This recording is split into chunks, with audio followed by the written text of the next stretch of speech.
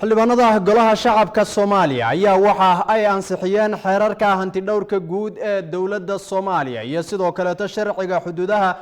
iyo federaalka ee jamhuuriyadda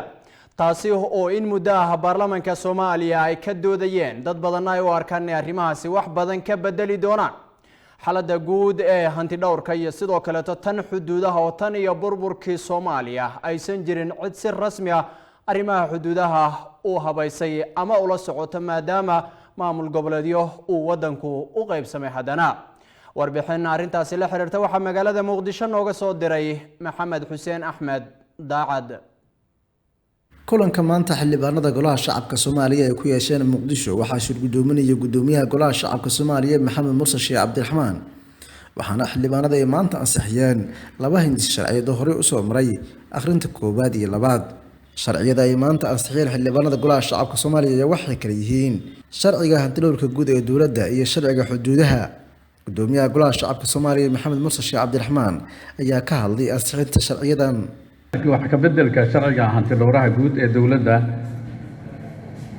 wax ka aamusay malax wax diiday malax waxa ogol u cadeeyay 145 sidaas oo ansax ku yahay wax ka bedelka qodobka 10aad ee sharciga guddiga madax bannaan ee xuduudaha iyo federaalka sida guddiga uu soo jeeday waxa ogol u cadeeyay 145 wax diiday malahan wax ka aamusay malaha guddiga xilhayntiisa waxay noqonaysaa ilaa 2024 sidaas oo ansax ku yahay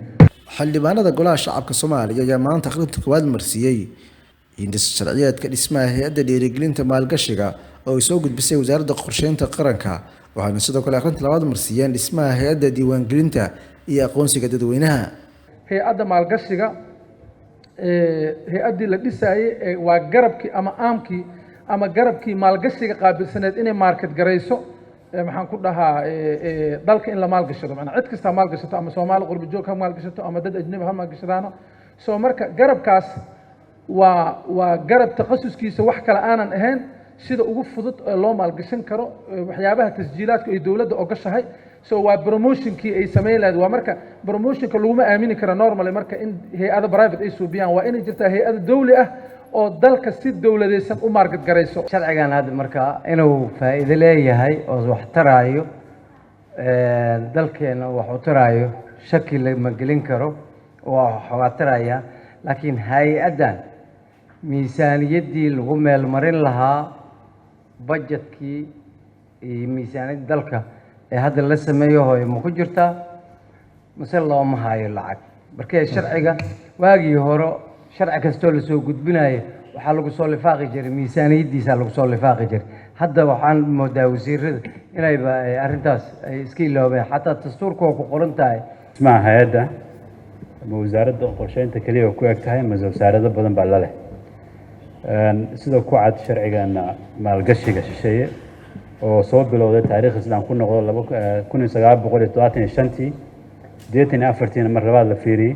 mar saddexaadka 2015 qodobkiisa lixaad ayaa ogolaanaya sameynta dhiirigelinta maalgashi hay'adda dhiirigelinta maalgashi halkaas waxaa ku cad sharciga heshiis maalgashiga sheegaya board inay leedahay boardka hadda maalgashiga heshiiska maalgashigana ku qoran wuxuu ka kooban yahay 7 wasaaradood marka hal wasaarad maaha sidoo kale rugta ganacsiga marugaha ganacsiga wadanka qayb ka noqon doonaan waxay noqon doontaa board u gaar yeelanaysa waxaan qabaa in siiqada la soco si ay u cadaato in hay'adan mas'uul buuxa ay ka tahay inay diyaariso isku xirta gacantana ku hayso barnaamijyada lagu fududeynayo adeegyada diiwaangelinta xogaha dhalashada sugnaanta CID socdaalka iyo baasaboorada kaliya waxay u baahneed ama waax wasaaradda kamid ah laga dhigo oo numberka tirsi gooni ah muwaadinka u helo sida wadamada deriskeena iyo dadka adduunyada iyo caalamkuba u shaqeeyo sharciga la xiriira hay'adda dhismaha diiwaangelinta iyo aqoonsiga dadweynaha ayaa la filayaa in xildhibaanada golaha shacabka Soomaaliya dhawaan ansixiyaan maadaama uu maray akhrinta koobaad iyo labaad Maxamed Xuseen Axmed RTN Muqdisho.